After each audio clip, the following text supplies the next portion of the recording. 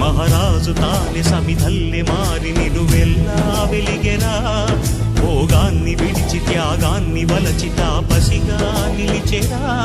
జనక్షేమమే తన సంకల్పముగా, తన ఊపిరి హోమజ్వాలలుగా, స్వర్గాన్నే శాసించెనురా, అమృతమును ఆహ్వానించెనురా.